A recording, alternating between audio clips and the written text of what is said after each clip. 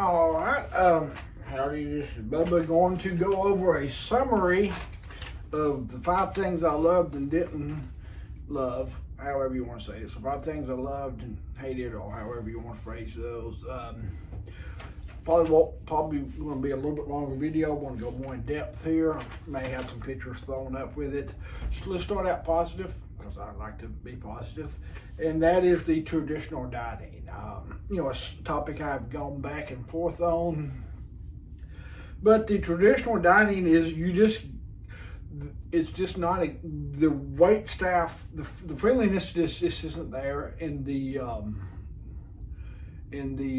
anytime dining. So the traditional dining was night and day, had 2 great waiters, and it was just night and day. We ate friendly, called you by name. I don't have any special requests or anything like that, so I'm pretty low maintenance when it comes to that. Only thing I ask is to keep my drink refilled, and I usually have this cup here that I will fill up with drink and bring it to the dining room, because refills are usually kind of spotty.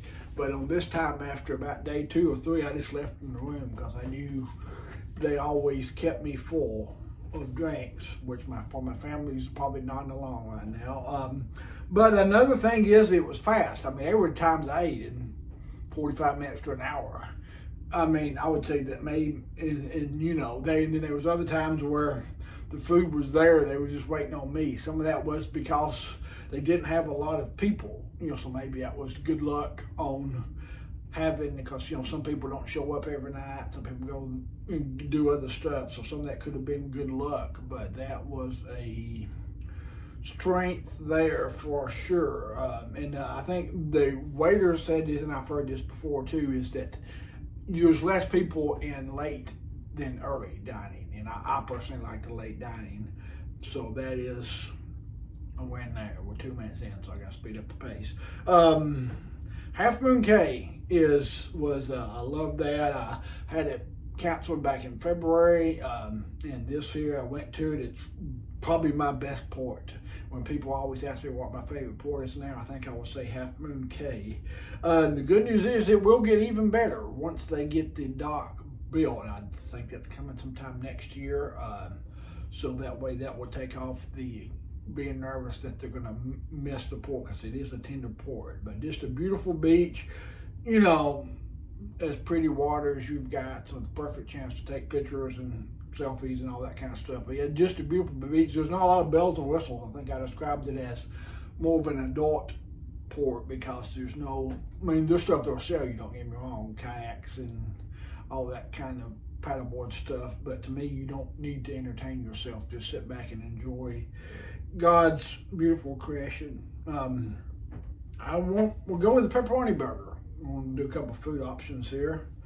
The pepperoni burger was, I've had a million guys burgers on ship, so it was good to try something different. It's a big old hearty piece of meat, and mozzarella cheese and pepperoni straws and marinara sauce and Parmesan and all kinds of stuff like that. So excellent. I had 2.5 really what I've had. I'm going to get one tomorrow for sure. I planned on eating it more, but just didn't quite work out. So I'm kicking myself over that a little bit. But yeah, so that is exclusive to just the ship, and maybe some of the other sister ships, like the other ones tied to the Venezia. But and a side note, as I've probably said a couple of, there's white cheese as well, so that's something that needs to be standard to give you a different option on cheese. Another food, the absolute best dessert I've ever had on cruise ship history, including definitely Carnival. It puts the 1 chocolate mountain cake to shame, and everybody knows I love the 1 chocolate mountain cake with peanut butter. That's Kelly's nodding along here, but that is I think it was called a cappuccino gelato pie. Cappuccino gelato pie. It was amazing. Like, it was one of those, I had it after I ate a lot, and it stunk not having my family members here, because I know they would have split one with me, because it was just absolutely amazing. I may have to go to change.org to get that on the menu. It was coffee flavored, obviously, and it was just I'm showing the pictures now, but it was great, absolutely amazing.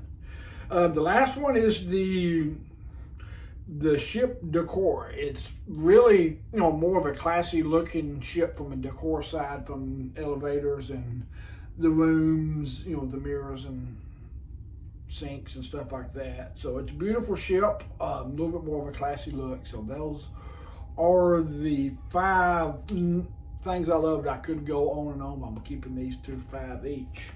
All right, now on to the controversial bad stuff. This is the most crowded ship I've ever been on. I've been on, I don't know, about 30 cruises. Without a doubt, hands down, the most crowded ship I've ever been on. There's a couple reasons behind that. The main foredeck is small, and when it's if they have when they have the ceiling closed, because the roof does open and close, but when it is closed, some of that just the mind games of not filling and closed, but that's not. But it's just and they've got some venues there that need to be moved. The Java Blue is on beside the main foredeck. It's just a weird spot. I know this cruise I've mentioned that, and I kind of brushed it off when they said that, and turns out they were 100% correct, because it does. There's a spot on deck 5 that it needs to be moved to, and they need to knock that wall down. So when they do the poolside games or any deck parties, it just gets really crowded, because even on some of the sides are covered. So there's just no space there. Another reason why it's crowded, the buffet lines. On this ship, there's not 9 different places to eat breakfast at, so I had to eat the breakfast some. And they're not 2-sided buffets, they're 1-sided buffets lines. So that is that creates, and they're big long buffets. They're not kind of where the newer ships have the 4 or 5 different stations, kind of smaller stations, and you got people that can go on both sides. That's not that. This is it. Like some of the other things, like karaoke at 6 o'clock packed, 3 o'clock, like you couldn't find a seat at karaoke all week. I mean, you might could have, if I really wanted to sit with somebody and play that game. Hazy may sit near, but I'm not going to do that for karaoke. Comedy at 3 o'clock. I got there 15 minutes early and had to stand up. It's just and the walkways were small. Like the walkways, there's not room for 2 people to walk down the aisle, the hallways, and it's like in that main foredeck and the Lido, it's a smaller walkway too, so you get stuck behind somebody going slow, it's going to slow you down. Another reason, and honestly this is one of the main reasons, probably, is because this is 9-day cruise. It's an older crowd, and older people just walk slow, and it really cramps down a lot of things.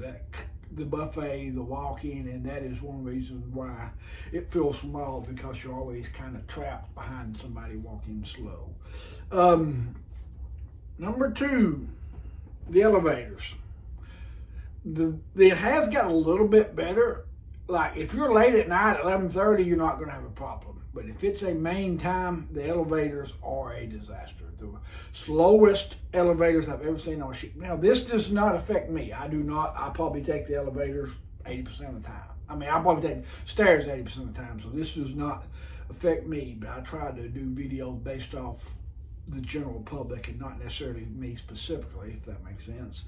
Is like I timed it today, and it was 2.5 minutes for an elevator. And I want to do some more timing today, but it was so bad. I saw people with canes walking down steps, and I saw parents with strollers carrying it down because they got tired of waiting on the elevator. So if it's a peak time, 2 to 3 minutes you're going to be waiting. If you have to have an elevator for health reasons or whatever, this ship's probably not going to be for you, or it's going to be a major negative as well. Number 3, I've already kind of said this, tied it in. That is the main foredeck being small. But I want to, overall, I think the main foredeck is a mess for me. It looks beautiful, but it's not functional. Like I said, it's small. They need to move they need to move some things around and take the Java Blue out. But do not go into this thinking you're getting a 2-deck Serenity deck as the main tour deck. That is not the case. There's always games and music and live music and all kind of stuff going on there. So it's not going to be peace and quiet when you're in the main tour deck, on top of it being small. I've kind of touched on that already with the crowd, so we'll keep on going. Number 4 is my room was not cleaned. I'm going to do a separate video on this, but frankly, I tipped the guy a few bucks and I regretted it because he did not clean my room good. I opened up where the little blow dryer is, and I found about 4 hairs. It was as clear as day there. So clearly this guy did not clean my room at all when it comes to detailed cleaning. He may have, I know he changed the sheets, I saw that, and vacuumed and stuff like that, but if he would just open that drawer and saw those hairs and did that, it would have took 10 seconds to change that. Now, some people may blame the management, but to me, you can't blame Christine Duffy because the room stewardess doesn't take 10 seconds to find, to open doors and see if anything was left there, or if that clearly didn't clean it. I also found another hair on the little section beside that, and probably more importantly, found one in the shower. So that tells me the shower was not cleaned very well as well. So, and that is not, I've seen that more commonly on other ships. So we went from cleaning 2 days, twice a day, till half the time. And this was on the day I got home, not if I found my own hair on day 4, I could care less. But in number 5, Lee Mason was scheduled to be the cruise director, and Georgia is the cruise director on this one, and she is just simply inferior to Lee. Most people are inferior to Lee. But there's just going in, booking it, thinking you're going to have Lee Mason, and now getting this person here. Like, when I was on the Glory and Cam was the cruise director, I rated him a 1 out of 10. Lee's obviously a 10 out of 10. Georgia's probably like a 4 or 5, somewhere in that range there. She's just nothing special about her. If I did, and I skipped some, she's not super duper visible. She's not really funny. She's got energy, but she's just kind of there. Nothing special for sure. So I rate her a 4 or 5 out of 10. I did unfortunately miss the platinum party today. That would have helped me learn a little bit more about her, but I haven't felt like, some people you feel like you get to know the cruise director, and I have not felt like I've got to know her. She's a little over the top, so the top that some people will not like her personality being so big. But that's it. That's my long-winded 5 things I love, 5 things I didn't love. For some reason, you're still watching, like, and subscribe.